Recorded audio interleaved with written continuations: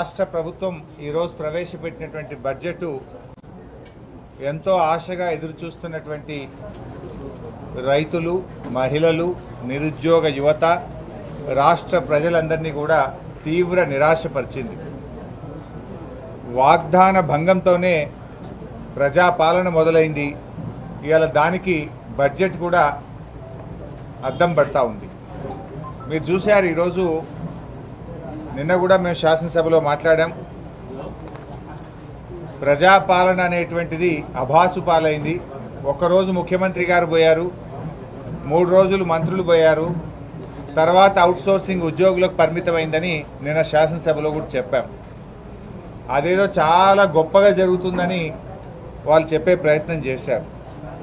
ఇలా మీరు కాంగ్రెస్ పార్టీ మేనిఫెస్టోలో చూస్తే, ఇది కాంగ్రెస్ పార్టీ మేనిఫెస్టో, ఇందులో చాలా స్పష్టంగా చెప్పారు ఏంటంటే, గత కాంగ్రెస్ ప్రభుత్వ హయాంలో మాదిరిగా ముఖ్యమంత్రి క్యాంపు కార్యాలయంలో ప్రతిరోజు ప్రజా దర్బార్ నిర్వహిస్తాం. అంటే సీఎం గారే స్వయంగా ప్రతిరోజు ప్రజా దర్బారు నిర్వహిస్తాం. కానీ జరిగింది ఏంది?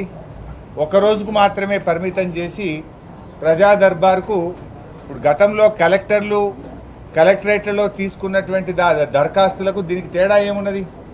అంటే వాగ్దాన భంగంతో ప్రజాపాలన ఎట్లా మొదలైందో ఇవాళ బడ్జెట్ కూడా అదే రకమైనటువంటి వాగ్దాన భంగాలతోనే మొదలైందని చెప్పొచ్చు.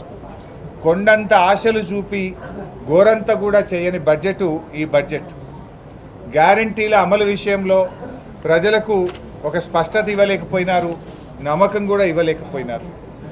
ముఖ్యంగా గౌరవ కేసీఆర్ గారు రైతును రాజు చేసేందుకు కేసీఆర్ గారు ప్రభుత్వం కష్టపడితే, కాంగ్రెస్ పార్టీ ఈ ప్రభుత్వం ప్రవేశపెట్టిన బడ్జెట్ అన్నదాతల్ని ఆగం చేసే విధంగా ఉన్నది. ఎన్నికల ప్రచారంలో రైతులకు కాంగ్రెస్ చెప్పిందేమో చాంతాడంత, బడ్జెట్లో ఇచ్చిందేమో చెంచాడంత. రైతు భరోసా ఇస్తామని చెప్పి ఇవాళ రైతులకు బడ్జెట్లో నామమాత్రపు కేటాయింపు ఇచ్చారు. అంకెలు మార్చి ఆంక్షలు పెట్టి అన్నం పెట్టే రైతన్న నోట్లో మట్టి కొట్టే విధంగా ఈ బడ్జెట్ ఉంది. రైతు బంధుకు రామ్ బలికేటట్టు, రుణమాఫీకి మొండి చేయి చూపేటట్టు, పంటల బోనస్ బోగస్ అన్నట్లుగా ఈరోజు బడ్జెట్లో కేటాయింపులు ఉన్నాయి. ఎందుకు ఈ మాట అంటున్నామంటే, ఆర్థిక మంత్రి గారు స్వయంగా బడ్జెట్ చదివేటప్పుడు ఏమన్నారంటే, వ్యవసాయ రంగానికి ఈ బడ్జెట్లో 19,746 కోట్లు పెట్టినామన్నారు. ఈ 19,746 కోట్లలో ఎస్టాబ్లిష్మెంట్ ఉంటుంది కదా, జీతాలు, ఎస్టాబ్లిష్మెంటే ఓ 3,000 కోట్లు పోతుంది. ఇక మిగిలేదంతా ఓ 16,000 కోట్లు. మరి 16,000 కోట్లలో రైతు భరోసా ఎట్లా వస్తుంది, రుణమాఫీ ఎట్లా చేస్తారు, రైతు బీమాకు నిధులు ఎక్కడివి, బోనస్ ఎట్లా అమలు చేస్తారు, మరి అదేవిధంగా పంటల బీమా ఎట్లా చేస్తారు, ఫామ్ మెకనైజేషన్కు నిధులు ఎక్కడివి? అంటే మొత్తంగా ఈ రైతులకు మొండి చేయి చూపించింది కాంగ్రెస్ పార్టీ. అంటే ఈ హస్తం కాస్త మొండి చేయి అయిపోయింది రైతుల విషయం వచ్చేసరికి. ఇలా రైతు భరోసా రాష్ట్రంలో 1,50,00,000 ఎకరాల భూమి ఉన్నది. మీరు చెప్పిన ప్రకారంగా ఎకరానికి 15,000 రూపాయలు ఇవ్వాలంటే రైతు భరోసాకే 22,500 కోట్లు కావాలి. రుణమాఫీ ఆ రోజు మీరేం చెప్పారు? డిసెంబర్ 9వ తేదీననే 2 లక్షల రూపాయల రుణమాఫీ చేస్తామని రైతులకు నమ్మించే ప్రయత్నం చేసినారు. డిసెంబర్ 9 బాయ్, జనవరి 9 బాయ్, ఫిబ్రవరి 9 కూడా బాయ్. మరి ఏది రుణమాఫీ? పోనీ బడ్జెట్లోనైనా ఏమైనా పెడతారేమో, రుణమాఫీ గురించి ఇలా ప్రకటన వస్తుందేమో అని ఎంతో ఆశగా ఎదురు చూసిన రైతులకు తీవ్రమైన నిరాశ మిగిల్చింది ఈ బడ్జెట్. ఇలా 2 లక్షల రూపాయల రుణమాఫీకి 40,000 కోట్ల రూపాయలు అవసరం. కానీ బడ్జెట్లో 4 రూపాయలు కూడా రుణమాఫీకి కేటాయించలేదంటే ఇలా రుణమాఫీకి మొండి చేయి చూపింది ఈ కాంగ్రెస్ పార్టీ. రైతు బీమా, మరి గతంలో మేము రాష్ట్రంలో రైతులందరికీ రైతు బీమా చేశాం. మీరు కౌలు రైతులకు కూడా రైతు బీమా చేస్తామన్నారు. మరి దాదాపు 2,000 కోట్ల రూపాయలు రైతు బీమాకు కావాలి. అదేవిధంగా బోనస్ ఒక వడ్లకే కాదు, మీరేం చెప్పినారు మీ మేనిఫెస్టోలో స్పష్టంగా చెప్పినారు. ఇందులో వడ్లకు, మక్కలకు, కందికి, సోయాకు, జొన్నకు, ఈ పంటలన్నిటికీ మీరు కనీస మద్దతు ధరను ప్రకటించారు. మరి ఆ ప్రకారంగా బోనస్ ఇవ్వాలంటే 15,000 కోట్ల రూపాయలు పంటల బోనస్కే అవసరం. అంటే బోనస్ను బోగస్ చేసిండ్రు మీరు కాంగ్రెస్ పార్టీ. ఉద్యానవన పంటలు హార్టికల్చర్ కానీ, డ్రిప్ ఇరిగేషన్ కానీ, స్ప్రింక్లర్ సెట్లు కానీ, ఫార్మ్ మెకనైజేషన్ కానీ ఇవన్నీ కావాలంటే దాదాపు 82,000 కోట్ల రూపాయలు కావాలి. కానీ బడ్జెట్లో పెట్టింది ఎంత? 19,746. అందులో ఎస్టాబ్లిష్మెంట్ పోతే ఉండేది ఎంత? 16,000 కోట్లు. అవసరం 82,000 కోట్లు, బడ్జెట్లో పొందుపరిచింది 16,000 కోట్లు. అంటే రైతులను ఇవాళ కాంగ్రెస్ పార్టీ మోసం చేసింది, దగా చేసింది కాంగ్రెస్ పార్టీ. తప్పకుండా కాంగ్రెస్ పార్టీ రేపు రైతుల ఆగ్రహానికి గురిగాక తప్పదు. ఎందుకంటే మీరు నమ్మబలికినారు, వడ్లు అమ్ముకోకండి, మేము రాగానే బోనస్ ఇస్తాం, అప్పులు పోయి తొందరగా తెచ్చుకోండి, 2 లక్షల రుణమాఫీ డిసెంబర్ 9నే చేస్తాం, రైతులకు 24 గంటల ఉచిత కరెంట్ ఇస్తాం అని ఎన్నో విషయాలు మీరు చెప్పారు. ఈ రాష్ట్రంలో ఇలా బడ్జెట్ బుక్లో కూడా ఇలా బాధ కలిగేది ఏంటంటే వీళ్ళు ఎన్నికల ప్రచారంలో అబద్ధాలు చెప్పారు, నిండు అసెంబ్లీలో కూడా అబద్ధాలు చెప్తున్నారు. ప్రజా పాలన విషయంలో అబద్ధం, 24 గంటల కరెంట్ ఇస్తుందనడం అబద్ధం. రాష్ట్రంలో ఎక్కడైనా రైతులకు 24 గంటల కరెంట్ వస్తుందా? I'm challenging this government. ఏ సబ్స్టేషన్కి పోదామో చెప్పండి, లాగ్ బుక్కులు చూద్దాం. మంత్రి గారు వస్తారా, ఉప ముఖ్యమంత్రి గారు వస్తారా, ముఖ్యమంత్రి గారు వస్తారా, రండి. ఎక్కడ కూడా 14-15 గంటలకు మించి కరెంటు రావడం లేదు. కానీ బడ్జెట్ ప్రసంగంలో మేము 24 గంటల కరెంట్ ఇస్తున్నామని చెప్పి చాలా గొప్పగా చెప్పుకునేటువంటి ఒక అబద్ధాన్ని చాలా గొప్పగా చెప్పే ప్రయత్నం చేశారు. అయినా కరెంటు విషయంలో ఇవాళ భట్టి గారి ప్రసంగంలో ఒక మిలీనియం జోక్ వచ్చింది. ఏంటంటే గతంలో మా కాంగ్రెస్ పాలనలో మేము ప్రజలకు రైతులకు ఉచిత కరెంట్ ఇచ్చాం, మా పాలనలో రైతులు చాలా ఆనందంగా ఉన్నారట. ఆనాటి కాంగ్రెస్ పాలనలో ఇచ్చిన కరెంటు మీద ఈ రాష్ట్రంలో రైతులు ఆనందంగా ఉన్నారా? దేనికి ఆనందం? దొంగరాత్రి కరెంట్ ఇస్తే ఆనందమా? దొంగరాత్రి కరెంటు పెట్టబోతే మీ పాలనలో పాములు గుట్టి, తేళ్లు కొట్టి, కరెంటు షాకులు కొట్టి రైతులు చనిపోతే దాంట్లో ఆనందం పొందారా? ఆ రోజు అర్ధరాత్రి పూట కరెంటు పెట్టబోయి ఎన్కౌంటర్ల పాలైనందుకు ఆనందం పొందారా? ఆనాటి మీ పాలనలో ఉచిత కరెంట్ అంటే ఉత్త కరెంటు, ఆనాటి కాంగ్రెస్ పాలనలో ఆనాటి ఉచిత కరెంటులో కాలిపోయే మోటార్లు, పేలిపోయే ట్రాన్స్ఫార్మర్లు. ఏ రైతును అడిగినా చెప్తారు. కానీ బడ్జెట్ ప్రసంగంలో నాటి మా కాంగ్రెస్ పాలనలో ఉచిత కరెంటు వల్ల రైతులు ఆనందంగా ఉన్నారనేటువంటి సత్యదూరమైనటువంటి విషయాన్ని ఇవాళ భట్టి విక్రమార్క గారు చెప్పారు. అంటే మొత్తంగా ఈరోజు చూస్తే రైతుల విషయంలో కేసీఆర్ గారు చాలా కష్టపడి చెరువులు బాగా చేసి, ప్రాజెక్టులు కట్టి, ఉచిత కరెంట్ ఇచ్చి, రైతు బంధు ఇచ్చి, రైతు బీమా ఇచ్చి, మంచి సకాలంలో ఎరువులు ఇచ్చి, విత్తనాలు ఇచ్చి, పండిన పంట గింజ లేకుండా కొని రైతును రాజు చేసింది కేసీఆర్ అయితే రైతును మోసం చేసింది ఈ కాంగ్రెస్ పార్టీ. సో రైతులకు వీళ్ళు ఇచ్చిన హామీల ప్రకారంగా చూస్తే 82,000 కోట్లు కావాలి, కానీ బడ్జెట్లో ఉన్నది 16,000 కోట్లు మాత్రమే. అంటే రైతులకు దగా చేసిండ్రు, మోసం చేసిండ్రు. మరి అదేవిధంగా ఈ బడ్జెట్లో ముఖ్యంగా వీళ్ళు ఎన్నికల్లో ఏమని ప్రచారం చేశారు? మొదటి శాసనసభలోనే 6 గ్యారంటీల అమలు పైన మేము చట్టం చేస్తాము అని చెప్పారు. ఏది చట్టం మరి?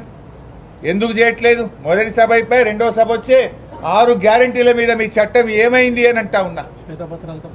మీరు శ్వేతపత్రాలతో కాలం గడపడం, గత ప్రభుత్వం మీద బురద జల్లే ప్రయత్నం చేయడం, విచారణల పేరు మీద కాలం వెలుబుచ్చడం తప్ప మీరిచ్చిన మాట నిలబెట్టుకోవడం మీకు రావడం లేదు.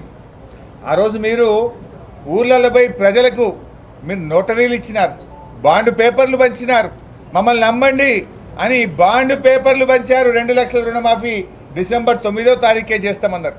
15,000 రైతు బంధు అన్నారు, బోనస్ అన్నారు, 24 గంటల కరెంట్ అని ప్రజల్ని నమ్మించడానికి బాండ్ పేపర్లు పంచిన కాంగ్రెస్ పార్టీ ఇవాళ బడ్జెట్లో తేలిపోయింది. రైతులకు దగా చేసిండ్రు, ప్రజల్ని మోసం చేసిండ్రు. అసలు బడ్జెట్ ప్రసంగంలో ఎక్కడన్నా 100 రోజుల ప్రస్తావన ఉందా అండి? ఆల్రెడీ 60 రోజులు దాటిపోయింది, మిగిలింది 37 రోజులు. మరి ఎక్కడన్నా బడ్జెట్లో గౌరవ ఆర్థిక మంత్రి గారు చెప్పిన ప్రసంగంలో 100 రోజుల్లో మేము ఇచ్చిన హామీలు అమలు చేస్తామనే ప్రస్తావన ఎక్కడన్నా ఉన్నదా? అంటే దాన్ని బట్టి ఇప్పుడే కాంగ్రెస్ పార్టీ చేతులు ఎత్తేసింది. 100 రోజుల్లో మేము చేయలేము అని చెప్పకనే బడ్జెట్ ప్రసంగం ద్వారా ఇలా రాష్ట్ర ప్రజలకు చెప్పింది కాంగ్రెస్ పార్టీ. నిజంగా మీరు 100 రోజుల్లో చేసేది ఉంటే చెప్పాలి కదా. ఎందుకు బడ్జెట్ బుక్లో నీ బడ్జెట్ ప్రసంగంలో మేము మా 6 గ్యారంటీలకు 13 హామీలకు కట్టుబడి ఉన్నామనేటువంటి మాట ఎందుకు చెప్పలేదు అని చెప్పి మేము ఈరోజు ప్రశ్నిస్తూ ఉన్నాం. ఇంకొక విషయం, వాళ్ళు పచ్చి అబద్ధాలు మాట్లాడుతుంది కాంగ్రెస్ పార్టీ. ఇలా బడ్జెట్లో కూడా ఏమన్నారు, 6 గ్యారంటీల్లో 2 గ్యారంటీలు అమలు చేశారట. చేసిండ్రా?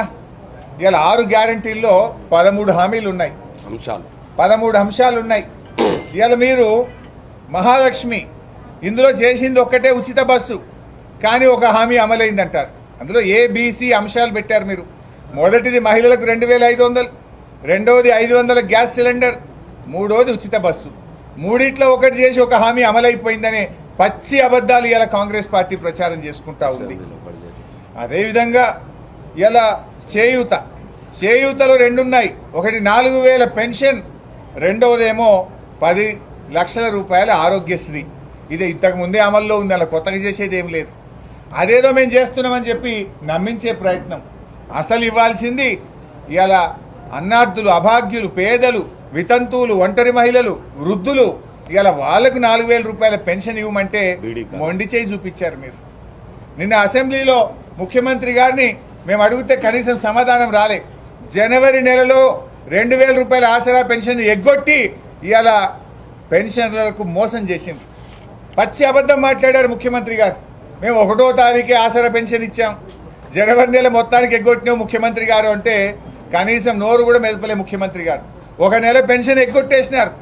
4000 మాట దేవుడెరుగు కానీ ఉన్న పెన్షన్నే ఎగ్గొట్టినారు. కొండ నాలుకకు మందేస్తే ఉన్న నాలుక పోయిందట. 4000 పెన్షన్కు ఎదురు చూస్తే 2000 పెన్షన్ జనవరి నెలలో మాయం చేసిండ్రు. 1 నెల పెన్షన్ను ఎగ్గొట్టింది ఇలా కాంగ్రెస్ పార్టీ. ఇలా పొద్దున మా ఎమ్మెల్యే గారు చెప్తా ఉండే, అంబర్పేట ఎమ్మెల్యే వెంకటేష్ గారు, మా ఇంకా కూడా నా కాన్స్టిట్యున్సీలో పెన్షన్ వస్తలేదన్నా, జనవరి రాలే, ఫిబ్రవరి కూడా వస్తలేదు, వృద్ధులు ఇంటికి వచ్చిపోయిందని చెప్తా ఉన్నారు. అంటే మీరు 6 గ్యారంటీల్లో 2 గ్యారంటీలు అమలైనాయని కూడా ప్రజల్ని మోసపుచ్చుతున్నారు. మీరు ఆత్మ వంచన చేసుకుంటున్నారు, రాష్ట్ర ప్రజల్ని మోసం చేస్తూ ఉన్నారు. ఇది కరెక్టా? 6లో 13 అంశాలు ఉన్నాయి. 13లో జరిగినాయి 2, జరగాల్సినవి 11. ఆ 11 చేసినాకనే మీరు చెప్పాలి. ఒక అంశం ఈరోజు మీరు మహాలక్ష్మి పూర్తి అవ్వడం అంటే ఎప్పుడైనట్టు? 2500 ఇస్తే, 500లకు సిలిండర్ ఇస్తే, అదేవిధంగా ఉచిత బస్సు 3 అయితేనే ఒక అంశం అయినట్టు. కానీ ఒక హామీ అమలైందని పచ్చి అబద్ధాలను నిండు శాసనసభ సాక్షిగా మాట్లాడి ఇలా ప్రజల్ని మోసం చేస్తూ ఉంది కాంగ్రెస్ పార్టీ. ఇకపోతే ఇండ్ల విషయంలో 119 నియోజకవర్గాలకు 3500 చొప్పున ఇండ్లు ఇస్తామన్నారు. అంటే 4,16,500 ఇండ్లు. ఒక్కొక్క ఇంటికి 5 లక్షలు వేసుకుంటే 20,820 కోట్లు కావాలి. 20,820 కోట్లు. ఎస్సీ ఎస్టీలకు 1 లక్ష రూపాయలు ఎక్కువ అన్నారు. అంటే అదొక 1,000-2,000 కోట్లు అదనమవుతుంది. అంటే దాదాపు 23,000 కోట్లు కావాలి. బడ్జెట్లో పెట్టింది ఎంత పైసా? 7,000 కోట్ల రూపాయలు. అంటే మీరు ఇండ్ల విషయంలో కూడా మోసం చేసింది. అవసరం 23,000 కోట్లు, బడ్జెట్లో పెట్టింది 7,000 కోట్లు. అంటే ఇందిరమ్మ ఇండ్ల పేరు మీద కూడా బడ్జెట్లో అవసరమైన నిధులు పెట్టకుండా ఇవాళ ప్రజల్ని మోసపుచ్చే ప్రయత్నం చేసినారు. నిరుద్యోగ భృతి, కనీసం ఎక్కడన్నా నిరుద్యోగ భృతి గురించి ప్రస్తావన ఉందండి? ఎన్నికల్లో మాత్రం ప్రియాంక గాంధీ గారు ప్రజలకు మాట ఇచ్చారు, రాహుల్ గాంధీ గారు మాట ఇచ్చారు, యువజన డిక్లరేషన్లో చాలా గొప్పగా చెప్పారు. స్వయంగా రేవంత్ రెడ్డి గారు నిరుద్యోగ యువతకు 4,000 భృతి ఇస్తామన్నారు. మరి మీ బడ్జెట్ ప్రసంగంలో ఎందుకు నిరుద్యోగుల్ని మర్చిపోయారు? నిరుద్యోగ భృతి ప్రస్తావన ఎందుకు రాలేదు? ఈ రాష్ట్రంలోని నిరుద్యోగుల పక్షాన నేను ఈరోజు కాంగ్రెస్ పార్టీని అడుగుతా ఉన్నా, సమాధానం చెప్పాలి. నిరుద్యోగ భృతి వెంటనే పెట్టాలి, లేదంటే మీకు ఎక్కడికక్కడ నిరుద్యోగుల చేత నిరసనలు తప్పవని కూడా నేను హెచ్చరిస్తా ఉన్నా. ఉద్యోగాల గురించి ఇవాళ 2 లక్షల ఉద్యోగాలు 1 సంవత్సరంలో ఇస్తామన్నారు. మీరు పెట్టింది ఎంత? 1000 కోట్ల రూపాయలు మాత్రమే బడ్జెట్లో అదనంగా పెట్టారు. ఆ 1000 కోట్లు కూడా ఉద్యోగస్తులకు 3 డిఏలు పెండింగ్ ఉన్నాయి. ఆ 3 డిఏలు ఇస్తే, ఇప్పుడు ఐఆర్ ఇచ్చాం మేము, పిఆర్సీ ఇవ్వాలి. ఆ పిఆర్సీ ఇస్తే ఉద్యోగుల జీతాలు పెరిగాయా? ఉద్యోగస్తులకు పిఆర్సీ విషయంలో నిధులు పెంచుతూ బడ్జెట్లో పెట్టలే. 3 డిఏలకు అవసరమైంది బడ్జెట్లో పెట్టలే. 2 లక్షల ఉద్యోగాలు ఇస్తే దానికి ఎంత బడ్జెట్ కావాలనో దాన్ని కూడా బడ్జెట్లో పొందుపరచలేదు. అంటే ఉద్యోగులను మోసం చేసిండ్రు, నిరుద్యోగులను మీరు మోసం చేసినారు. ఉద్యోగస్తులకు పిఆర్సీ ఇస్తే బడ్జెట్ పెరగాలో వద్దా? పీఆర్సీ డ్యూ ఉంది కదా, ఆల్రెడీ గత ప్రభుత్వం ఐఆర్ ఇచ్చింది. మీరు మెరుగైన పీఆర్సీ ఇస్తామని ఉద్యోగస్తులను నమ్మించారు కదా, దానికి అనుగుణంగా బడ్జెట్లో కేటాయింపులేవి. 3 డిఏలు పెండింగ్లో ఉన్నాయి, ఎప్పుడు ఇస్తారు? దానికి అనుగుణంగా బడ్జెట్ కేటాయింపులేవి. 2 లక్షల మందికి ఉద్యోగాలు ఇస్తే దానికి అనుగుణంగా బడ్జెట్ కేటాయింపులేవి. అంటే అవి కూడా ఈరోజు కేటాయించినటువంటి పరిస్థితి లేదు. అంటే నిరుద్యోగులను కూడా ఉద్యోగులను కూడా కాంగ్రెస్ పార్టీ మోసం చేసింది. అదేవిధంగా కాంగ్రెస్ పాలనలో ఇలా మహాలక్ష్మి గురించి చాలా గొప్పగా చెప్పినారు. ఈ రాష్ట్రంలో 18 ఏళ్ళు నిండినటువంటి 1,50,00,000 మంది మహిళలు ఉన్నారు. 18 ఏళ్ళు నిండిన వాళ్ళు 1,50,00,000 మంది ఉన్నారు. వారందరికీ 2,500 చొప్పున ఇవ్వాలంటే 45,000 కోట్ల రూపాయలు రావాలి. ఏది మహాలక్ష్మికి బడ్జెట్లో ప్రొవిజన్? మహాలక్ష్మికి మీరు పెట్టిన ప్రొవిజన్ ఏది? మీరు అన్నిటికి కలిపి 52,000 కోట్లు పెట్టిండ్రు. ఒక రైతు రుణమాఫీకే 40,000 కోట్లు కావాలి. ఇలా ఎవరిని ఏ రకంగా మీరు ప్రజలకు న్యాయం చేస్తారో ఇవాళ సమాధానం చెప్పాల్సిన అవసరం ఉంది. గృహజ్యోతి విషయంలో కూడా బడ్జెట్లో చూస్తే 2,400 కోట్లు పెట్టినారు. అంటే మన రాష్ట్రంలో 90 లక్షల మంది తెల్ల రేషన్ కార్డుదారులు ఉన్నారు. 90 లక్షల తెల్ల రేషన్ కార్డుదారులకు 200 యూనిట్లు ఉచితంగా ఇస్తే యూనిట్కు 4 రూపాయలు వేసుకుంటే కూడా 8,000 కోట్లు కావాలి కదా. 8,000 కోట్లు అవసరం ఉంటే మీరు బడ్జెట్లో పెట్టింది ఎంత? 2,400 కోట్లు. అంటే దీన్ని బట్టి కోతలు పెడతారు మీరు. ఉచిత కరెంటు ఏదో వంకలు పెట్టి కోతలు పెట్టి చారణ మందికే ఇచ్చే ఆలోచనలో ఉన్నారు. నిజంగా తెల్ల రేషన్ కార్డుదారులందరినీ ప్రామాణికంగా తీసుకుంటే 200 యూనిట్ల ఉచిత కరెంట్ ఇవ్వాలంటే 8,000 కోట్లు కావాలి. పెట్టింది 2,400 కోట్లు. అంటే చారణ మందం పెట్టిండ్రు. అంటే బారాన కోత పెట్టబోతున్నారు. బారాన మందికి ఉచిత కరెంటు 200 యూనిట్ల విషయంలో మీరు కోత పెట్టబోతున్నారని బడ్జెట్లో చెప్పకనే చెప్పిండ్రు. దానికి ఏదో నిబంధనలు పెట్టి అనర్హత వేటు వేసి దాన్ని చారణ మందికి ఇచ్చే ప్రయత్నం చేస్తూ ఇలా మీరు మోసం చేయబోతా ఉన్నారు. ఆటో డ్రైవర్లను ఆదుకోవాలని నిన్న మేము చాలా స్పష్టంగా అసెంబ్లీలో ప్రశ్నించాం. ఈ బడ్జెట్లో నిధులు పెట్టాలని అడిగాం, కానీ ఎక్కడ కూడా ప్రస్తావన లేదు. నిన్న మా పల్లా రాజేశ్వర రెడ్డి గారు ఆటో కార్మికుల అప్పులను రుణాన్ని మాఫీ చేయాలని, ఆటో కార్మికులకు నెలకు 10,000 రూపాయల భృతి ఇవ్వాలని, ఆటో కార్మికులు చనిపోయిన కుటుంబాలకు 10 లక్షల ఎక్స్గ్రేషియా ఇవ్వాలని మేము అడిగాం. కానీ ఈ ప్రభుత్వానికి ఆటో కార్మికుల విషయంలో కనికరం లేకపోయింది. 21 మంది ఆటో డ్రైవర్లు ఆత్మహత్య చేసుకున్న కనీసం చీమగుట్టినట్టు కూడా ఈ ప్రభుత్వానికి లేదు. ఇప్పటికైనా దీని మీద స్పందించాలని చెప్పి కూడా మేము కోరుతా ఉన్నాం. ఇకపోతే గతంలో మమ్మల్ని అనేక రకాలుగా అప్పులు అప్పులు అప్పులు అని గోబల్స్ ప్రచారం చేశారు. ఇలా బడ్జెట్ బుక్ అసెంబ్లీలో ఇచ్చిన బుక్, గతంలో మేము ఓపెన్ మార్కెట్ బారోయింగ్స్ కింద 40,000 కోట్ల రూపాయల అప్పులు మేము గతంలో పోయిన ఆర్థిక సంవత్సరంలో మేము తెస్తే ఈ సంవత్సరం బడ్జెట్లో వీళ్ళు 59,625 కోట్లు పెట్టారు.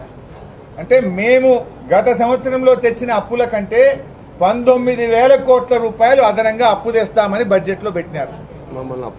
మరి ఆ రోజేమో అప్పులు అప్పులు అని గోబల్స్ ప్రచారం చేస్తుంది. ఇలా మాకంటే ఎక్కువ అప్పులు తెస్తామని బడ్జెట్లో పొందు పరిస్థితి. ఇలా నేతి బీరకాయలో నెయ్యి ఎంత ఉందో కాంగ్రెస్ మాటల్లో నిజమంత ఉన్నదని అర్థమైతలేదా? నిజంగా అప్పులు తక్కువ చేయాలంటే మేము గతంలో 40,000 తెచ్చినాం, మీరు 20,000 పెట్టనుంట్రీ, 15,000 పెట్టనుంట్రీ, ఇంకా 19,000 కోట్ల అప్పు ఎక్కువ తెస్తామని చెప్పి ఇలా బడ్జెట్లో పొందుపరిచినటువంటి పరిస్థితి. అదేవిధంగా ఇవాళ బడ్జెట్ కూడా చూస్తే గత సంవత్సరం బడ్జెట్ను వాళ్ళు తగ్గించి ఆర్ఈలో భాగంగా 2,24,624 కోట్లు వస్తుందని చెప్పి వాళ్ళు ఈరోజు బడ్జెట్లో చూపించారు. కానీ వచ్చే ఆర్థిక సంవత్సరానికి ఎంత పెట్టినారు? 2,75,896 కోట్ల రూపాయలతో బడ్జెట్ ప్రవేశపెట్టారు. అంటే దాదాపు 59,000 కోట్ల రూపాయలు అదనంగా వస్తుందని పెట్టారు. ఎక్కడి నుంచి వస్తుంది మరి 59,000 కోట్లు? మీరే బడ్జెట్లో ఏం చెప్పిండ్రు?